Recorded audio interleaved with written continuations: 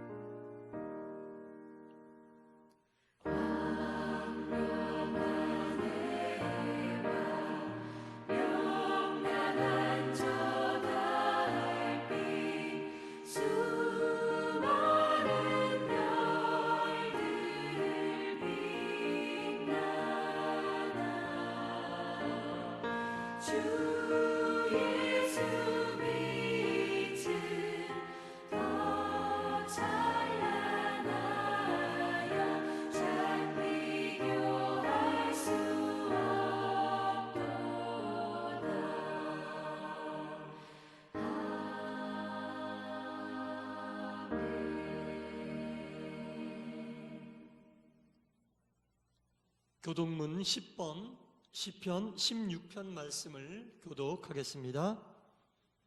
하나님이여 나를 지켜주소서. 내가 주께 피하나이다. 내가 여호와께 아뢰되 주는 나의 주님이시오니 주밖에는 나의 복이 없다 하였나이다.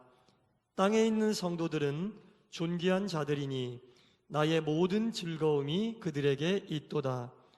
다른 신에게 예물을 드리는 자는 괴로움이 더할 것이라. 나는 그들이 드리는 피의 전제를 드리지 아니하며 내 입술로 그 이름을 부르지 아니하리로다. 여호와는 나의 산업과 나의 자네의 소득이시니 나의 분깃을 지키시나이다. 내게 줄로 재어준 구역은 아름다운 곳에 있으며 나의 기업이 실로 아름답도다. 나를 훈계하신 여호와를 송축할지라. 밤마다 내 양심이 나를 교훈하도다. 내가 여호와를 항상 내 앞에 모심이여 그가 나의 오른쪽에 계심으로 내가 흔들리지 아니하리로다. 아멘. 사도신경으로 신앙 고백하겠습니다. 전능하사 천지를 만드신 하나님 아버지를 내가 믿사오며 그 외아들 우리 주 예수 그리스도를 믿사오니 이는 성령으로 잉태하사 동정녀 마리아에게 나시고 본디오 빌라도에게 고난을 받으사 십자가에 못 박혀 죽으시고 장사한 지 사흘 만에 죽은 자 가운데에서 다시 살아나시며 하늘에 오르사 전능하신 하나님 우편에 앉아 계시다가 저리로서 산자와 죽은 자를 심판하러 오시리라. 성령을 믿사오며 거룩한 공회와 성도가 서로 교통하는 것과 죄를 사하여 주시는 것과 몸이 다시 사는 것과 영원히 사는 것을 믿사옵나이다. 아멘. 찬송가 23장입니다.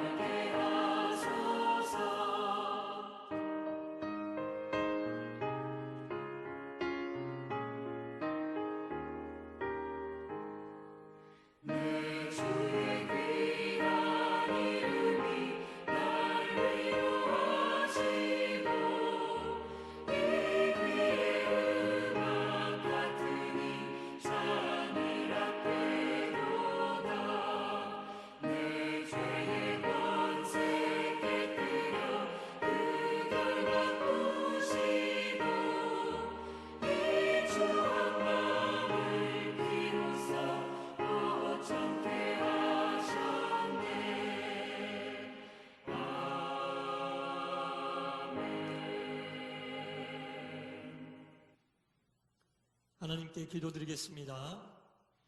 하나님 아버지 감사합니다. 오늘도 저희들이 주일을 맞아 마음과 뜻과 정성을 다해 하나님 아버지 앞에 예배로 영광을 돌립니다. 비록 상황이 여의치 않아서 주님 전에 모여 함께 예배하지는 못하지만 각자의 처소에서 영상을 통해 예배 드릴 때에 하나님께 집중하며 드리는 귀한 예배, 은혜의 예배, 영광의 예배가 되게 하여 주시옵소서. 속히 상황이 좋아져서 주님 전에 다시 나와 아버지 앞에 한 마음 한 뜻으로 정성을 다해 예배드릴 수 있도록 인도하여 주시옵소서. 하나님 아버지, 오늘도 주시는 말씀을 통해 하늘의 신령한 음성을 듣게 하여 주시고 그 말씀 붙잡고 험한 세상 살아갈 때에 그리스도인으로서 빛과 소금의 역할을 온전히 감당케 하여 주시옵소서. 이제는 예배를 드리는 처음 시간이오니 마치는 시간까지 우리 주님 홀로 영광과 존귀를 거두실 줄 믿사오며 예수님 이름으로 기도드리옵나이다. 아멘. 하나님 말씀은 사도행전 2장 41절과 42절입니다. 사도행전 2장 41절과 42절입니다. 제가 하나님 말씀을 봉독하도록 하겠습니다. 그 말을 받은 사람들은 세례를 받음에 이날에 신도의 수가 3,000이나 더하더라. 그들이 사도의 가르침을 받아 서로 교제하고 떡을 떼며 오로지 기도하기를 힘쓰니라. 아멘. 할렐루야. 동산의 모든 성도 여러분들을 환영하고 주님의 이름으로 축복합니다. 오랜만에 이렇게 카메라 앞에 서서 영상으로 예배를 드립니다. 이 상황이 여의치 않아서 다 모여서 함께 예배를 드려야 하는데 또 영상으로 드리게 돼서 안타까운 마음이 굉장히 큽니다. 하지만 이렇게라도 우리가 주일을 섬기고 예배를 드릴 수 있게 되면 하나님의 은혜고, 또한 우리가 집중해서 하나님께 예배를 드릴 때에, 대면했을 때에 하나님께서 우리에게 주시는 큰 은혜와 못지않는 기쁨과 은혜로 오늘도 우리 가운데 충만히 채워주실 줄 믿습니다. 아멘. 감사합니다. 우리가 대중이라고 하는 말이 있습니다. 또는 군중이라고도 이야기하는데 많은 사람의 무리를 이야기하는 표현입니다. 대중과 군중. 그런데 이 대중과 군중이라는 이야기는 우리가 그 실체를 정확하게 알아야 합니다. 대중이라는 말, 군중이라는 말은 도대체 어떤 실체가 있는 말인가? 그 대중이라고 하는 말 속에는 각 개개인의 어떤 드러나고 싶어 하지 않는 익명성이 들어 있습니다. 나 혼자는 할 수 없는 것들을 여러 사람이 함께 있기 때문에 그 속에 그냥 파묻혀서 그 사람들 중에 하나로 이렇게 자신을 드러내고 싶어 하지 않는 사람의 마음이 들어가 있고, 그러다 보니까 어떤 몇몇 개인의 의견이 군중을 움직이고 몇몇 개인의 뜻대로 군중의 뜻이 흘러가게 되는 경우가 많이 있다는 겁니다. 그래서 소수의 뜻에 의해서 다수의 군중이 움직이게 되고, 그 군중 속에 들어있는 사람들은 자신의 생각과 자신의 뜻과는 관계없이 주변 사람들의 뜻에 의하여 또는 소수 몇몇 지도자들의 뜻에 의하여 자신의 어떤 뜻은 표현하지 못한 채 흘러가고, 그 속에서 자신이 감추어지고 있는 그런 모습으로 일이 전개될 때가 많이 있습니다. 우리가 신앙생활 할 때에도 마찬가지입니다, 여러분. 이 신앙생활 할 때도 이 군중 심리, 이 군중 속에 들어있는, 대중 속에 들어있는 나를 굉장히 경계하고 조심해야 됩니다. 여러 사람들의 뜻에 의하여 내 신앙이 흔들리고 좌지우지되는 그런 모습은 결코 바른 신앙의 모습이 아니라는 겁니다. 그리스도인들이 그 실체도 분명히 알 수 없는 군중 심리에 휩쓸려 다닌다는 것은 하나님과의 관계를 올바로 유지하는데 아주 유익하지 않습니다. 그래서 우리가 신앙생활 할 때 이 군중 심리를 굉장히 주의하고 조심해야 합니다. 모세가 하나님의 말씀을 받기 위하여, 율법을 받기 위하여 시내산에 올라갔을 때 산 아래에 있었던 사람들은 어떤 일을 행했습니까? 금으로 송아지를 만들고 그 앞에서 그 금송아지를 경배하고 금송아지에게 절을 했습니다. 그들은 무엇이 옳고 무엇이 그른지 생각하지 않았습니다. 군중 심리에 의하여 몇몇 사람들이 그렇게 하자고 하니까 아무 생각 없이 자신의 익명성이 보장되기 때문에 그것이 옳은지 그른지도 판단하지 못한 채 군중 심리에 휩쓰여서 우상을 숭배하는 죄를 저지르고 말았습니다. 가데스 바네아에 이른 이스라엘 백성들이 이제 가나안 땅에 들어가기만 하면 되는데, 가나안 땅을 정탐하고 돌아온 그 정탐꾼들의, 여호수아와 갈렙을 제외한 나머지 정탐꾼들의 이야기를 듣고 두려워 떨면서 지도자였던 모세를 돌로 쳐서 죽이려고 하는 죄를 지으려고 했던 상황도 마찬가지입니다. 그들은 누가 자신들을 애굽에서 탈출시켜서 이곳까지 인도했는지, 자신들을 왜 이곳까지 인도하신 그분이 이곳까지 부르시고 또한 가나안 땅을 약속하셨는지는 안중에도 없었습니다. 그냥 가나안 땅을 먼저 보고 돌아온 몇몇 정탐꾼들의 이야기만 듣고 두려워 떨며 군중 심리에 휩쓰여서 지도자를 돌로 쳐서 죽이려고 하는 죄를 저지르려 했던 것입니다. 예루살렘으로 입성하시는 우리 예수님을 격하게 환영했던 유대인들도 마찬가지입니다. 호산나 호산나 하면서 우리 예수님을 환영했는데 채 닷새도 지나기 전에 그들은 예수님을 못 박아 죽이라고 이구동성으로 이야기하는 사람들이 되었습니다. 그들은 자신들이 왜 예수님을 환영하고 왜 예수님을 못 박아 죽이려고 이야기하는지도 모르고 몇몇 사람들의 선동에 의하여 그런 행위를 했던 것입니다. 무엇이 옳고 그른지 판단하지 못하는 군중 심리에 휩쓰여서 그런 일들을 행했던 것입니다.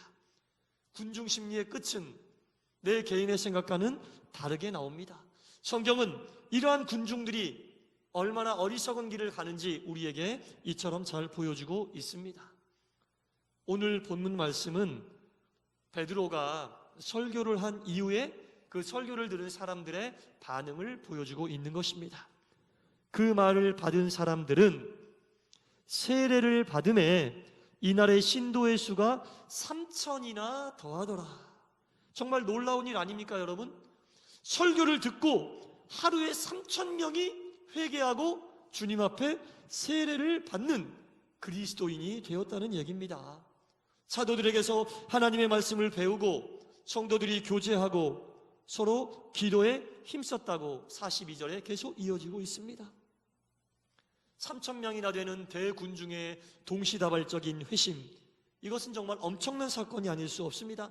하지만 이 엄청난 사건은 이것으로 끝나지 않습니다. 사도행전 4장 4절을 보면 제가 한번 읽어보겠습니다. 말씀을 들은 사람 중에 믿는 자가 많으니 남자의 수가 약 5천이나 되었더라. 하루아침에 3,000명이 회개하고 세례를 받은 것도 엄청난 일인데 5,000명이나 되는 사람이, 그 3,000명이 세례를 받은 지 얼마 되지 않아 또 하나님을 믿게 되었다는 어마어마한 역사적인 사건이 나타나고 있습니다. 요 며칠 사이에 8,000명이나 되는 엄청난 사람이 그리스도인이 되었다는 얘기입니다. 2000년 전쯤에 이 예루살렘 인구에 대한 이야기들을 해보면 여러 학자들의 의견이 분분하지만 어떤 학자는 남녀노소를 포함해서 약 3만 명이었다. 또 어떤 학자는 5만 명이었다. 이렇게 이야기하는 분들도 계시지만 학계에서 가장 인정받는 그 수치는 예수의 형제라고 하는 책에 인용되어 있는 8만 명 정도라는 그 인원이 가장 학계에서 인정받는 수치입니다. 물론 남녀노소를 다 합쳐진 수치인데요, 오늘날 도시의 개념으로 보면 예루살렘이 그렇게 큰 도시는 아니었음을 우리가 짐작할 수 있을 것 같습니다. 이 크지 않았던 작은 예루살렘에서 며칠 사이에 3,000명, 5,000명이 주님 앞으로 회개하고 돌아와서 그리스도인이 되었다는 것은 엄청난 숫자라는 겁니다. 그때 당시에 유대인들은 숫자를 셀 때 남자들만 셌거든요. 남자만 5,000명이니 5,000 가정이 회개하고 돌아왔다는 거하고 비슷한 얘기예요, 여러분. 5,000 가정, 아내도 있었을 것이고 자녀들도 있었을 텐데, 또한 부모님을 모시고 있는 가정도 있었을 텐데, 한 가정당 5명씩만 그 가정을 잡아도 그 수가 엄청남을 우리가 발견할 수 있습니다. 이처럼 엄청난 숫자가 크지 않은 예루살렘이라고 하는 도시에서 며칠 사이에 그리스도인이 되었다는 겁니다. 정말 어마어마한 숫자가 아니겠습니까? 이러한 사도행전의 내용을 보고 교회 성장학자들은 이렇게 이야기합니다. 이렇게 놀라운 교회가 부흥하고 그리스도인들이 늘어났다는 것은 이 교회사에 가장 중요하고 엄청나며 큰 의미가 있는 일이다라고 칭송하고 굉장히 큰 의미를 부여하는데, 이 사도행전의 전체적인 틀 속에서 이 3,000명이 세례받고 5,000명이 주님 앞으로 돌아왔다는 이 얘기를 조금 냉철한 입장에서 조명해 보면 우리가 좀 다른 부분을 발견할 수가 있습니다. 이 며칠 사이에 엄청난 숫자가 그리스도인이 되었는데, 그 모든 군중들이 사도행전 4장 이하에 보면 어디서 무엇을 어떻게 했는지 찾아볼 수가 없습니다. 이 일이 있은 후 30년이 지나고 나서 사도 바울이 3차례에 걸친 선교 여행을 마치고 예루살렘으로 돌아왔습니다. 그때 사도 바울을 영접한 그리스도인들은 정말 극소수에 지나지 않았습니다. 오히려 예루살렘에 살고 있었던 대다수의 유대인들은 사도 바울을 죽이려고 했습니다. 유대인들은 사도 바울이 그리스도를 이야기함으로 자신들이 제거해야 될 유대인들의 배신자로 낙인을 찍고 있었던 겁니다. 예수님을 유대인들은 믿지 않았던 것이죠. 바울이 목숨이 이처럼 풍전등화 같은 위기의 상황 속에 처해 있을 때 사도 바울을 구해주려고 하는 유대인들은, 그리스도인들은 예루살렘에 거의 없었다고 보면 됩니다. 하루에 3,000명이 회개하고 세례를 받고 하루에 5,000 가정이 주님 앞으로 돌아와 예루살렘의 많은 사람들이 그리스도인으로서 주님 앞에 돌아와 그리스도인이 되었지만, 시간이 얼마 되지 않아 그들은 어디로 간지 모르는, 흔적을 남기지 않는 허수의 그리스도인으로 전락하고 말았던 것입니다. 바울이 이처럼 예루살렘에 돌아왔을 때, 목숨이 절체절명의 위기에 처해 있을 때 그 많던 그리스도인들은 다 어디에 갔습니까?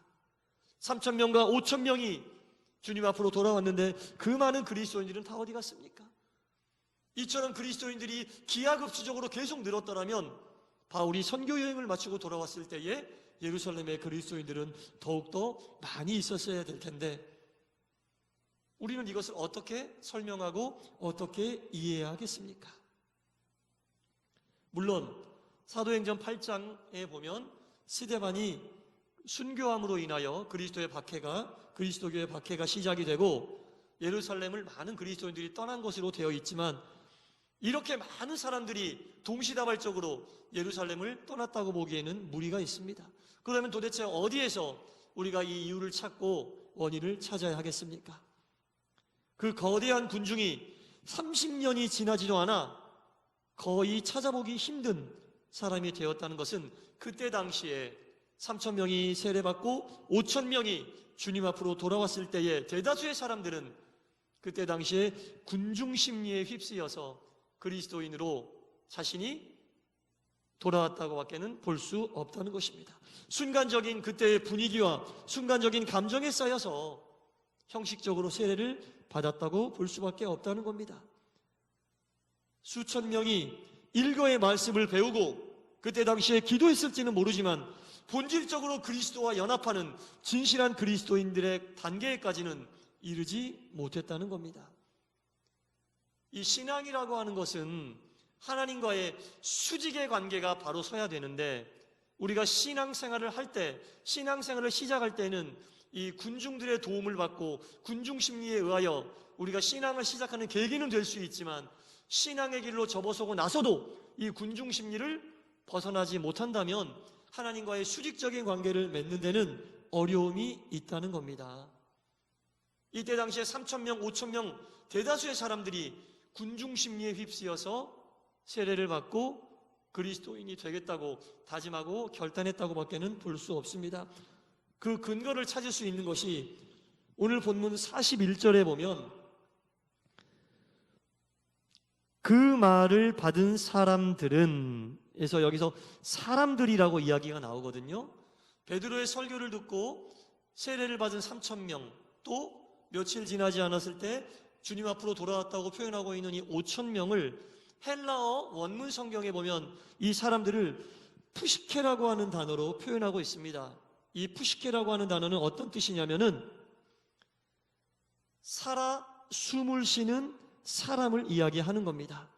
이 사람들은 신도라고 표현할 수도 없고 성도라고 표현할 수도 없고 제자라고 표현할 수도 없습니다. 단지 생명이 붙어있는 살아 숨을 쉬는 사람을 일컫는 말입니다. 그때 당시에 주님 앞으로 돌아온 사람들이 신앙생활을 시작한 이후에 개개인이 하나님과의 수직적인 관계를 맺기 위한 노력이 부족했다라는 것입니다. 사도행전을 기록한 이 누가는 이때 당시에 돌아왔던 3,000명과 5,000명이 이렇게 될 것을 우려하고 성도라고 하는 단어로 이 사람들을 표현하지도 않았고 제자라고 하는 단어로 이 사람들을 표현하지도 않았습니다. 푸시케라고 하는 단어, 그냥 생명이 붙어있는 사람들이라고 하는 단어로 우려되는 마음으로 이 부분을 쓴 것 같습니다. 그러나 안타깝게도 이 누가의 걱정처럼 이 사람들은 예수님의 온전한 제자로 서지도 못했고 예수님의 진실한 성도의 길을 가는 사람으로 서지도 못했던 것 같습니다. 30년이 채 가기도 전에 이들은 모두 성도로 성장하지 못하고 제자로 성장하지도 못했던 것입니다. 다시 말해 하나님과의 수직적인 관계를 이루는 성도의 삶을 살지 못했다는 겁니다. 우리는 여기서 굉장히 중요한 깨달음을 받을 수가 있습니다. 제가 좀 전에도 말씀드렸지만 신앙의 동기는 집단적일 수 있습니다. 그리스도와 연합하는 신앙의 질과 수준은 철저히 개인적인 것임에 불구하고 신앙의 시작은 여러 사람들의 도움을 받아서 군중심리로 신앙을 시작할 수 있다는 겁니다. 분위기에 휩싸여서 교회 문턱을 넘어설 수 있습니다. 좋아하는 사람을 따라서 성경 공부를 참여할 수도 있습니다. 세례를 받을 수도 있습니다. 하지만 그것은 동기가 될 뿐입니다. 그 이후에는 군중심리를 벗어나야 합니다.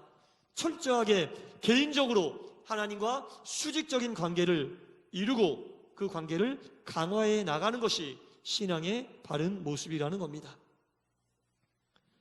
하나님과의 수직적인 관계가 바로 섰을 때 성도들과의 수평적인 관계도 은혜롭게 이루어질 수 있기 때문입니다. 그래서 신앙을 하나님과의 수직적인 관계, 성도들과의 수평적인 관계라고 이야기할 수 있는 겁니다. 하나님께서는 이처럼 당신과 수직적인 관계를 통해 바른 성도들과 수평적인 관계를 맺고 있는 진실한 한 사람의 성도를 찾고 있습니다.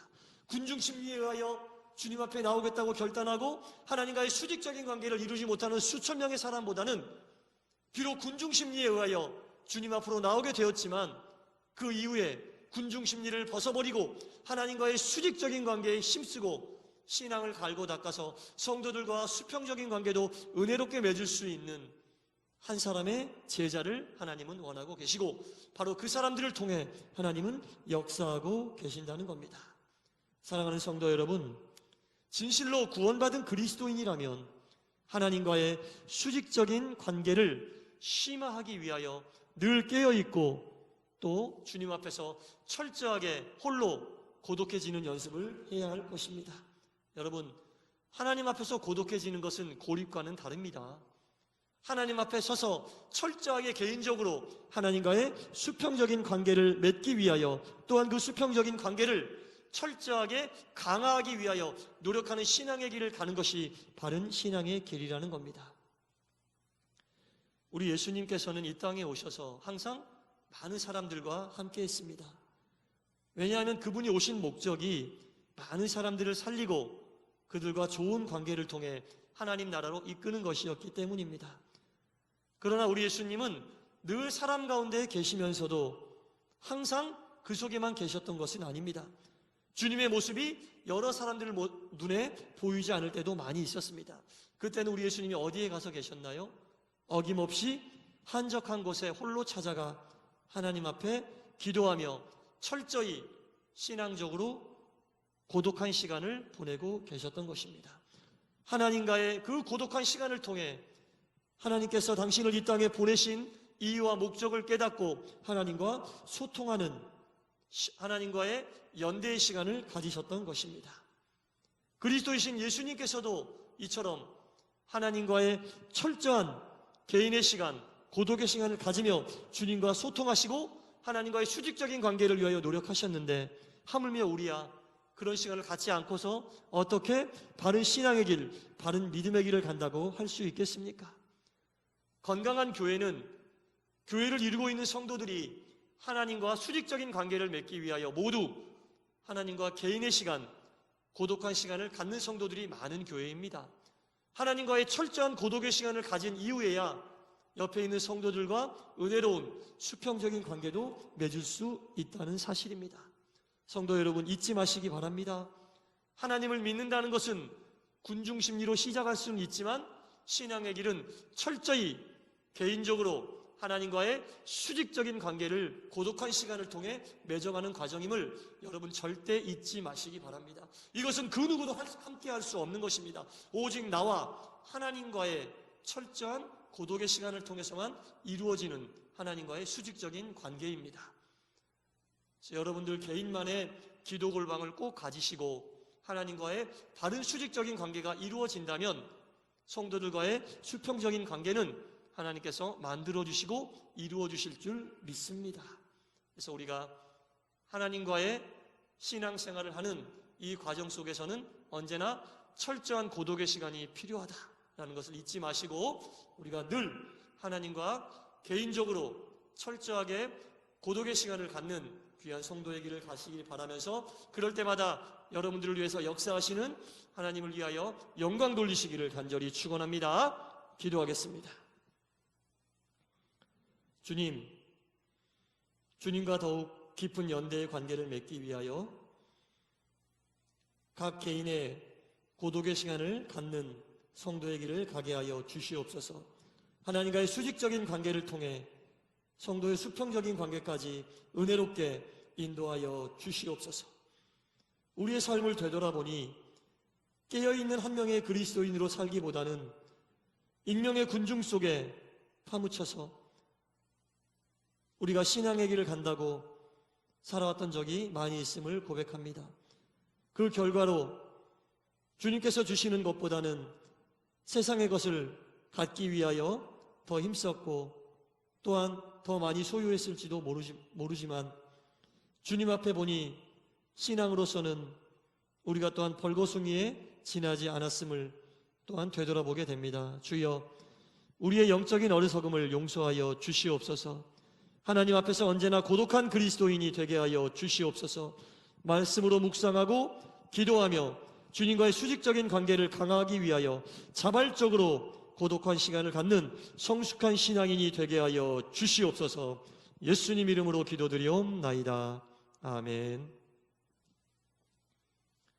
봉헌 시간입니다. 그래서 이번 주에는 우리가 대면 예배를 못 드리기 때문에 다음 주에 예배드리러 나올 때 이번 주에 드리려고 준비했던 예물을 가지고 나오셔서 함께 다음 주에 봉헌해 주시면 되겠습니다. 교회 소식을 이어서 말씀드리도록 하겠습니다. 그래서 상황이 여의치 않아서 교회에서 우리가 예배를 못 드리고 있습니다. 각 개인 가정에서 여러분 개인별로 또 처소에서 가족들과 함께 예배를 잘 드려주고 계신 줄 믿습니다.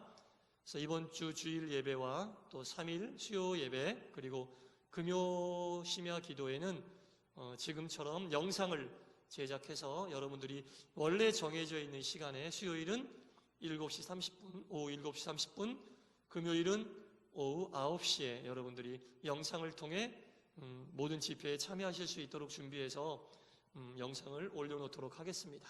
여러분 영상을 통해 빠짐없이 꼭 예배 드려주시기 바라고요. 새벽 기도에는 이번 주 한 주간은 쉬도록 하겠습니다. 새벽 기도에 나오시는 분들 각 가정에서 또 처소에서 새벽 기도 나오셨을 때보다 더 간절히 더 열심히 기도해 주시기를 부탁드리겠습니다. 자, 이제 축복 기도 하도록 하겠습니다. 기도하겠습니다.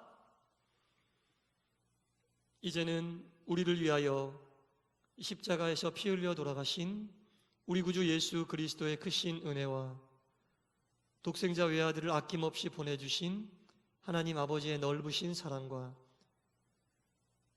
신앙생활을 하면서 우리가 피해야 할 군중 심리를 떠나게 하시고 철저한 개인의 고독의 시간을 통해 하나님과의 수직적인 관계를 바로 맺게 하시고 그로 인하여 성도들과 수평적인 관계까지 은혜롭게 인도하시는 성령의 감동감화 충만한 역사하심이 사랑하는 동산의 모든 성도님들과 가정과 사업과 직장과 자녀와 범사 위에 이제부터 영원까지 함께 하시옵기를 간절히 축원하옵나이다. 아멘.